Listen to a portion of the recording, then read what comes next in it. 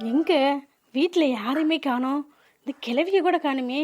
இன்னும் அந்த கிழவி போயிட்டு வராமல் இருக்கு. இந்நேரம் வந்திருக்குமே. ஒருவேளை ஊருக்கு போகிறோம் போயிடுச்சோ. சொல்லாமல் கொள்ளாமல் போயிடுச்சா. போனால் நமக்கு சந்தோஷந்தான். வீட்டு இவ்வளோ அமைதியாக இருக்குது. இந்த கிழவி இல்லைன்னா எவ்வளோ நல்லா இருக்கும். அப்படியே போய் தொலைஞ்சிட்டா தேவலை. இந்த சாதனை வேற ஸ்வேதாவை பார்த்தாலான்னு தெரியல. பார்த்தானா அவ்வளோதான், மனசை மாற்றி ஏதாச்சும் கோல்மால் பண்ணி விட்டுருவா. போய் ஸ்வேதா என்ன பண்ணுறான்னு பார்த்துட்டு வருவோம். நம்ம நினச்சது நடக்க போகுது. ஸ்வேதா மனசை கொஞ்சம் கொஞ்சமாக பேசி நம்ம மாற்றிடுவோம். அவள் என்னத்தை மாற்றுறது? அவளை ஸ்வேதா கிட்ட நெருங்கவே விடக்கூடாது. அதான் நமக்கு நல்லது. எங்க ஸ்வேதாவை இங்கேயும் காணோம். ஒருவேளை எந்திரிச்சிட்டாளா? எந்திரிச்சு வெளியில் எங்கேயும் போயிட்டாளா? இல்லை அந்த சாதனா பார்க்க போயிட்டாளா? இல்லை, என்னை எல்லா இடத்துலையும் தேடி பார்த்துட்டேனே. சாதனா வீட்லேயே இல்லையே. கண்டிப்பாக அவள் தான் வந்து எழுப்பி கூட்டிகிட்டு போயிருப்பா. கொஞ்சம் அசந்தா போதுமே எப்பன்னே இருந்திருக்கா. இந்த மித்ரா பார்க்குற வேலை வேங் ஆண்டின்னு ஃபோன் பண்ணி சொல்லி இப்போ பாரு அந்த சாதனை அவள் கூட போயிட்டா. இனி அவள் சொல்கிறதானே கேட்பா. எல்லாத்தையும் சொல்லியிருப்பா. இனி அவங்களை சேர்த்து வைக்கிறதே இவள் பிளானாக இருக்கும். ஐயோ, கஷ்டப்பட்டதெல்லாம் பாலாக போயிரும் போலையே. இப்போ என்ன பண்ணுறது? என்ன நடந்தாலும் சரி, அந்த ராகுல் ஒத்துக்குனா தானே இவ கல்யாணத்துக்கு ஏதாச்சும் ஏற்பாடு பண்ண முடியும். பேசின பேச்சுக்கு அவெல்லாம் எதுவும் ஒத்துக்கவே மாட்டேன். ஸ்வேதா அந்த சாதனா கூட சேர்றதை கண்டாலே பிடிக்க மாட்டேங்குது. இந்த அம்மாவை விட்டுட்டு புதுசாக வந்தவன் அவள் முக்கியமாக போயிட்டா. வரட்டும் கண்கொத்தி பாம்பா காலையிலேருந்து காவ கற்றுக்கிட்டே இருந்தேன். கொஞ்சம் போனதும் வந்துட்டா. எப்படா போவாங்கன்னே இருந்திருப்பாங்க போல. இந்த கிழவியை போய் எங்கே போச்சு? கிழவியும் சேர்ந்து போயிருக்குமா? இருக்கும். எல்லாம் கூட்டு கலவாணியாக தானே. அவங்களாம் ஒன்றுக்குள்ள ஒன்று, எல்லாம் கூட்டு கலவாணி தானே தான் பண்ணுவாங்க. என்னம்மா ஆச்சு? ஃபோன் பண்ணி எதுக்கு இங்கே வர சொன்னீங்க? யாருக்கு என்னாச்சு? சாதனா, என்னாச்சு? யாருக்கு இப்போ என்னாச்சு? எதுக்கு இப்போ அவசரமாக ஹாஸ்பிட்டல் வர சொன்ன? நான் கூட உனக்கு எதுவும் வலி இது வந்துருச்சா என்ன ஏதுன்னு தெரியல வந்தேன். உன் மூஞ்சி ஏன் இப்படி ஒரு மாதிரியா இருக்கு? யாருக்கு என்ன? பாட்டி நீங்களாச்சும் சொல்லுங்க, என்னாச்சு? என்ன சாதனா, உன்னே அம்மாவை கேட்டுக்கிட்டே இருக்கேன், ரெண்டு பேரும் பதில் சொல்லாம இருக்கீங்க. என்னதான் ஆச்சு சொல்லுங்க. அது இல்லடா, ஸ்வேதா நேத்துல இருந்து சாப்பிடாம கிடந்திருப்பா போல. நாங்க போய் எழுப்பி பார்த்தோம், அவ எந்திரிக்கவே இல்லடா. அதான் ஹாஸ்பிட்டல் கூட்டிட்டு வந்துட்டோம். என்ன ஏதுன்னே தெரியலடா. புள்ள சாப்பிடாம கிடந்திருக்கா. காலையில பார்க்க போனது கூட உன் பொண்டாட்டி இந்த மருமகளை உள்ளேயே விடலையா. என்ன ஏதுன்னு தெரியல. டாக்டர் வந்து சொன்னாதான்டா தெரியும். என்னம்மா சொல்றேன்? ஸ்வேதா நைட்ல இருந்து சாப்பிடலையா? காலையில கூட அவகிட்ட கேட்டனே. இப்போதான் வெளியில போனா அப்படின்னு சொன்னா. என்கிட்டயே போய் சொல்லியிருக்காளா? எதுக்கு இப்படி பண்றான்னு தெரியலையே. என்ன பண்ணி தொலைச்சான்னு தெரியலையே. ஸ்வேதா நல்லா தானே இருந்தா, எதுக்கு இப்படி பண்ணிக்கிட்டு இருக்கா கல்யாணம் நடக்க போற சமயத்துல? என்ன சாதனா, எனக்கு ஒண்ணுமே புரியல. ஸ்வேதா நல்லா தானே நேத்துலாம் பேசிக்கிட்டு இருந்தா. நீ கூட சொன்னியே ராகுலுக்கு ஏதோ வேலை இருக்கு அதனாலதான் வர முடியலன்னு ஸ்வேதா சொன்னான்னு. அப்பெல்லாம் நல்லா தானே பேசினா. அப்பெல்லாம் ஒரு மாதிரியா தான் கத்தி பேசினா. சரி, நான் நாளைக்கு எதா இருந்தாலும் கேட்டுக்கோன்னு விட்டுட்டேன். நான் காலையில போய் பேசினா அத்தை என்னை உள்ளேயே விடல. அவ ரெஸ்ட் எடுக்கிறா, நீ போ, பார்க்காதன்னு விரட்டி விட்டுட்டாங்க. அப்புறம் அத்தை எங்கேயோ போயிட்டாங்க. அதுக்கப்புறம் தான் நான் போய் பார்த்தேன். பார்த்தா அவ எந்திரிக்கவே இல்லை. அதான் பயமா வந்துச்சு. ஹாஸ்பிட்டல் கூட்டிட்டு வந்துட்டோம். பாட்டி தான் சொன்னாங்க அவ நைட்ல இருந்து சாப்பிடவே இல்லை, அதனால மயக்கமா இருக்கணும். ஏன் சாதனா, உன்னை அம்மா பார்க்கவில்லைன்னா நீ என்கிட்ட ஃபோன் பண்ணி சொல்லியிருக்கலாம்ல. நான் ஃபோனை போட்டு உங்களை ரெண்டு கலெக்டர் விட்டுருப்பல்ல, இல்லைனாச்சும் நானாச்சும் வந்திருப்பல்ல. இப்படி அசால்ட்டா இருந்திருக்கீங்க. ஏண்டா, உங்க அம்மாக்கு அப்படி என்னடா திமிரு? பெத்த பிள்ளை என்ன பண்றான்னு அவளாச்சும் போய் பார்க்கறது இல்லையா? அவளும் பார்க்க மாட்டா, யாரையும் உள்ளேயும் போவிட மாட்டா. அப்படி என்ன பத்தி வச்சு என்ன ரகசியம் பண்றா அவ?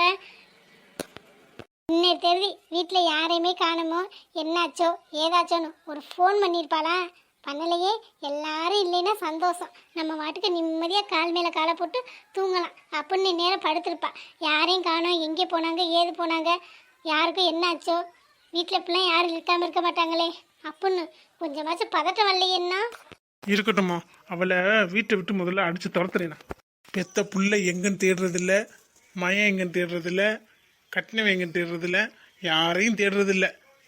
அவளுக்கு பிடிச்சா பேசுவா, இல்லைன்னா அப்படியே இருந்துப்பா. யாரையும் காணுமேன்னு தேடல.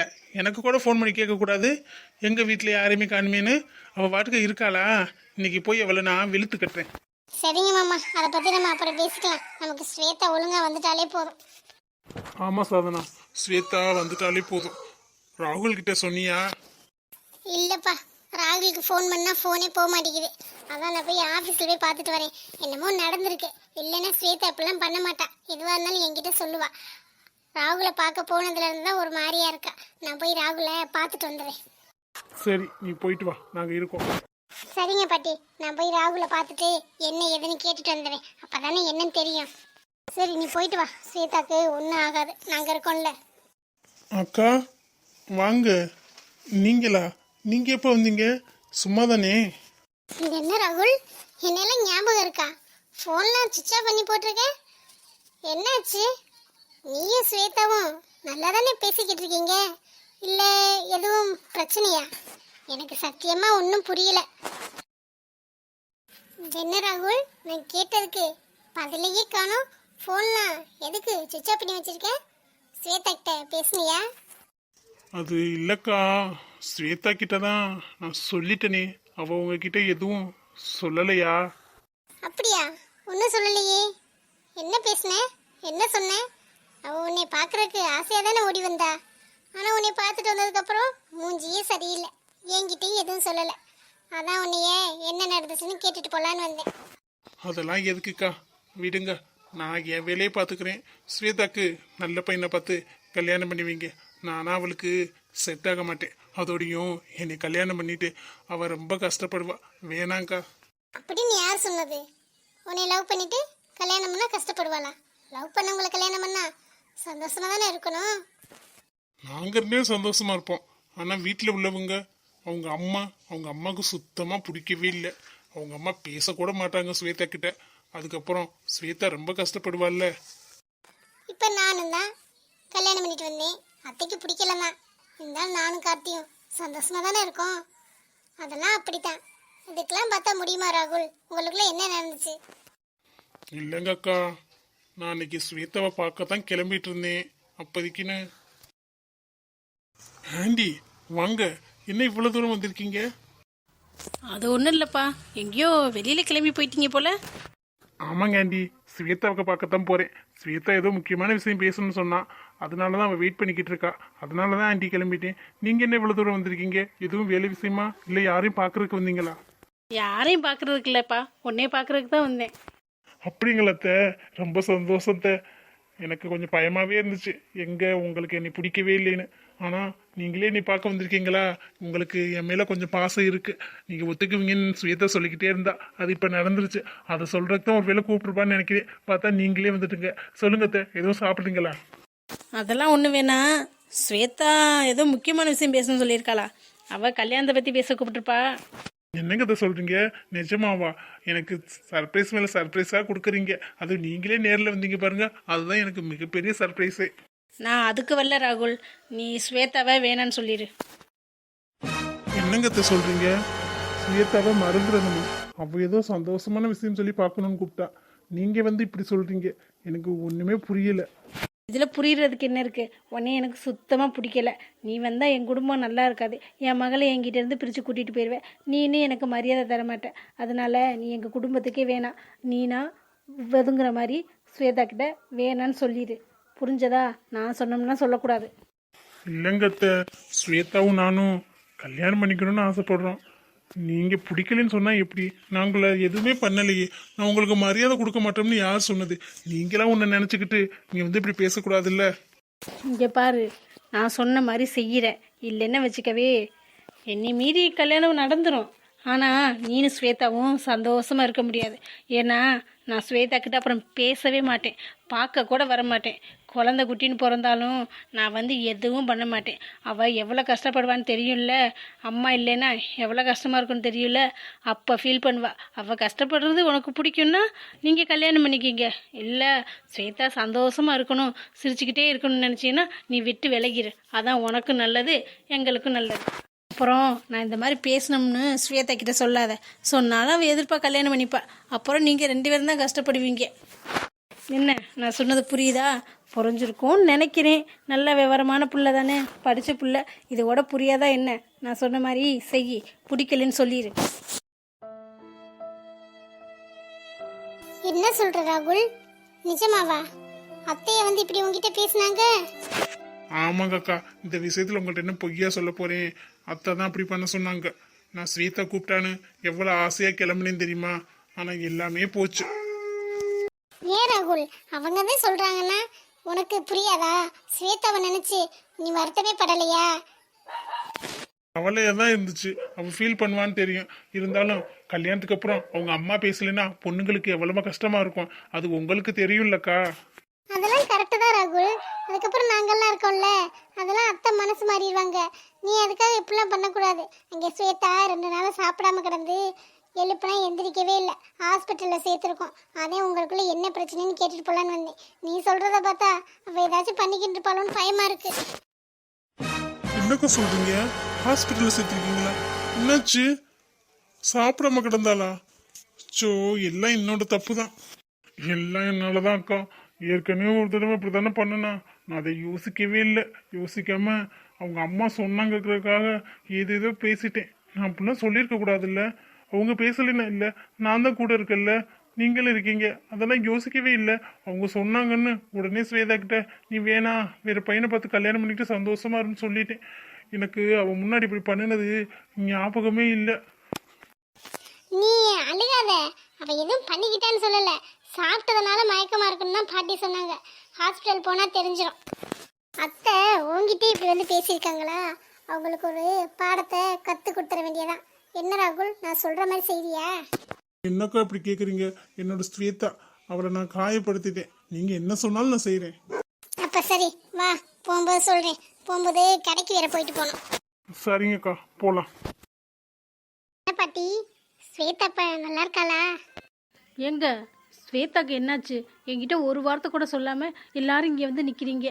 நான் ரொம்ப நேரம் ஆகியும் யாரும் வராமல் இருக்கவும் உங்ககிட்ட ஃபோன் பண்ணி கேட்டேன். அசால்ட்டாக சொல்கிறீங்க ஹாஸ்பிட்டலில் இருக்கோம்னு. ஸ்வேதாக்கு என்னாச்சு? அடியே, இப்போ ஏதாச்சும் பேசுனேன்னு வச்சுக்கவே வாயை உடச்சிருவேன். பல்லு பூரா கீழே கொட்டிடும் பார்த்துக்க. பொண்ணு என்ன பண்ணுறான்னு கூட பார்க்கறது இல்லை. வெளியிலே காவலுக்கு உட்காந்துருந்தியாம இவளை போவிடாம என்ன பண்ணி வச்ச பிள்ளைய? நான் ஒன்றும் பண்ணலையேத்த. அவள் ரெஸ்ட் எடுத்துக்கிட்டு இருக்கா, பார்க்க போகாதேன்னு சொன்னேன். அது என்ன பெரும் தப்பா? இப்போ ஸ்வேதாக்கு என்னாச்சு? ஏன் ஹாஸ்பிட்டல் கொண்டு வந்தீங்க அவளை? உன் பொண்ணு தூக்க மாத்திரையே நிறைய சாப்பிட்டாலாம். இப்போ சீரியஸாக இருக்கா. உயிருக்கு போராடிக்கிட்டு இருக்கா. போதுமா? ஸ்வேதா எதுக்கு இப்படிலாம் பண்ணுறா? ஏத்த உங்களுக்கு எதுக்குன்னு தெரியாது. பண்ணதெல்லாம் நீங்க. எல்லாத்துக்குமே காரணம் நீங்க தானே. இப்போ வந்து எதுக்கு பண்ணான்னு எங்ககிட்டயே கேட்குறீங்களா? ராகுல போய் நீங்க எதுக்கு பார்த்தீங்க? எல்லாரும் வீட்டில் ஓகே சொன்னதுக்கப்புறம் தனியாக போய் ராகுல பார்த்து ஸ்வேதாவை வேணான்னு சொல்லிட்டு வந்திருக்கீங்க இல்லை? என்ன சாதனை சொல்ற? நிஜமாவா? இவ போய் இப்படி பேசிட்டு வந்தாளா? யார் சாதனை உனக்கு சொன்னது? ஆமாங்க மச்சான், வந்தாங்க அத்தை. வந்து அப்படி சொல்ல சொன்னாங்க. அதனால தான் நான் ஸ்வேதா கிட்ட வேணா அப்படின்னு சொன்னேன். ஆனால் அவ இப்படி பண்ணுவான்னு நினச்சி கூட பார்க்கல. ஏற்கனவே ஒரு தடவை பண்ணியிருக்கா. நான் அந்த ஞாபகம் இல்லாமல் ஏதோ அவகிட்ட பேசிட்டேன். இவ இப்படி பண்ணுவான்னு நினைக்கவே இல்லை. ஏண்டி என்னடி பண்ணி வச்சிருக்கேன்? பிள்ளைங்களோட சந்தோஷத்தை விட உனக்கு அப்படி என்னடி முக்கியமாக போச்சு? யார் சொல்கிறத கேட்டு இப்படி நடந்துக்கிட்டு இருக்க நீ? நான் உங்ககிட்ட சொன்னேன்ல, ஒரு வாரத்தில் கல்யாணத்தை வச்சுக்கலாம், எல்லாம் ரெடி பண்ணுங்கன்னு. நீ என்ன இந்த மாதிரி வேலையெல்லாம் பார்த்துக்கிட்டு தெரியுற? என்ன நினைப்பு இருக்க சொல்லு. ஹாஸ்பிட்டல்னு பார்க்குறேன் இல்லைன்னு வச்சுக்கவே. இனிமேல் உனக்கு வீட்டுக்குள்ளே இடமே இல்லை. நீ எப்படி வீட்டுக்குள்ளே வரேன்னு நான் பார்க்குறேன். இல்லைங்கத்த, அந்த பையனை கல்யாணம் பண்ணால் இப்போவே யாரும் என்னையும் மதிக்க மாட்டேங்கிறாங்க. யாரும் என்கிட்ட எதையும் கேட்டு எந்த முடிவும் எடுக்கிறது இல்லை. இந்த சாதனை வந்ததுலேருந்து நான் இந்த வீட்டில் ஒரு செல்லா காசு ஆகிட்டேன். இப்போ மறுபடியும் அவளுக்கு பிடிச்ச மாதிரி பையனை கல்யாணம் பண்ணி வச்சா யாரும் சுத்தமாக என்னை மதிக்கவே மாட்டாங்க. அவங்கவுங்களும் அவங்கவுங்களதான் பார்த்துப்பீங்க. என்னை ஒரு பொருட்டாகவே மதிக்க மாட்டீங்க. அதான் நான் சொல்கிற பையனை கல்யாணம் பண்ணி வச்சா நான் சொல்கிறத கேட்பாங்கல்ல. அதனால தான் அத்தை அப்படி நான் சொன்னேன். யாரடி உன்னை மதிக்கல? யார் மதிக்கல? நீ முதல்ல மருமகளை நடத்துறியா? எல்லார் வீட்லேயும் மகளாக நடத்துவாங்க. நீ மகளாலாம் நடத்த வேணாம், ஒரு மனுஷியா நடத்துறியா? என்னமோ வேண்ட வெறுப்பா இருந்துக்கிற. மாசமாக தானே இருக்கா. அவளுக்கு நான் பார்த்து ஆசையாக ஏதாச்சும் செஞ்சு கொடுக்குறியா? நானா கட்டாயப்படுத்தி செய்ய சொல்கிறேன். அதுவும் மூஞ்ச சுழிச்சுட்டு தானே செய்கிற. உன் பேர பிள்ளை தானே, அந்த அக்கறை உனக்கு இல்லை. அப்புறம் எப்படி உன் மேலே பாசம் வரும்? உன்கிட்ட வந்து எதையும் டிஸ்கஸ் பண்ணணும்னு தோணும். நீ முதல்ல ஒழுங்காக நடந்துக்க, அதுக்கப்புறம் மற்றவங்களை பற்றி பேசலாம். நீ ஒழுங்காக நடந்தாதான் உனக்கு மரியாதை கொடுப்பாங்க. நீ எப்படி நடந்துக்கிறியோ அதை படுத்து தான் மற்றவங்களும் உங்ககிட்ட நடந்துக்குவாங்க. நீ மட்டும் கெட்டவங்களா இருந்துட்டு எல்லாரும் உங்ககிட்ட நல்லாவே பேசணும்னு எதிர்பார்த்தா எப்படி? முதல்ல கண்ணு முன்னாடி நிற்காத, கிளம்பு முதல்ல. என் பேத்தியை எனக்கு பார்த்துக்க தெரியும். இல்லைங்கத்த, ஸ்வேதாவை ஒரே ஒரு தடவை பார்த்துட்டு போயிடுறேன். இங்கே பாருடி, பொறுமையா இருக்கேன். என் பொறுமைக்கும் ஒரு எல்லை உண்டு. போனா போ, அம்மா சொல்லிட்டாங்கல்ல, போ. இல்லைங்க தப்பு தான். இனிமே இப்படி பண்ண மாட்டேன். ஒரே ஒரு தடவை ஸ்வேதாவை பார்த்துக்கிறேன். அம்மா பாட்டி தான் சொல்றாங்கல்ல, போனா போங்க. ஸ்வேதாவை நீங்க ஒன்றும் பார்க்க ஒன்றும் அவசியம் இல்லை. அவ எப்படி போனா உங்களுக்கு என்ன? அவ வாழ்க்கை மேல உங்களுக்கு அக்கறையே இல்லை. அவ சந்தோஷமா இருந்தது உங்களுக்கு பிடிக்கவே இல்லை. உங்களுக்கு அந்த மித்ரான்னு ஒருத்தி வருவாளே, அவ சொன்னா எதா இருந்தாலும் நம்புவீங்க, என்ன வேணாலும் பண்ணுவீங்க. ஏன் சாக சொன்னா கூட கழுத்து எடுத்துக்கிட்டு சாவீங்க. ஆனா நம்ம வீட்டாளுக்கு எது சொன்னாலும் உங்களை மதிக்கிறது இல்லை அப்படின்னு சொல்லுவீங்க. அப்படித்தானே? அது எப்படி? என் பொண்டாட்டி எது பண்ணாலும் உங்களுக்கு டேஞ்சரா இருக்குல்ல. ஏன்னா அவளை உங்களுக்கு பிடிக்காது. ஆரம்பத்துல இருந்தே அப்படி பிடிக்காதனால உங்க மனசை மாத்திக்க மாட்டேங்கிறீங்க. அதை பொண்ணு மேலேயும் காமிப்பீங்களா? போங்க. இல்லை, எப்படி இருக்கான்னு ஒரு தடவை நான் பார்த்துட்டு வந்துடுறேனே. அவள் இப்படி பண்ணுவான்னு தெரியாது. தெரிஞ்சிருந்தா நான் அப்படி சொல்லியிருக்கவே மாட்டேன். நேத்த ஏற்கனவே அவ அப்படித்தானே பண்ணா, அது உங்களுக்கு தெரியாதுல்ல? நீங்க அம்னீசியாவில் இருந்தீங்களா? இல்லை ஏற்கனவே பண்ணினது தானே, மறுபடியும் பண்ண மாட்டான்னு எந்த இதில் இப்படி பண்ணீங்க? தயவு செஞ்சு நீங்கள் நிற்காதீங்க, போங்க.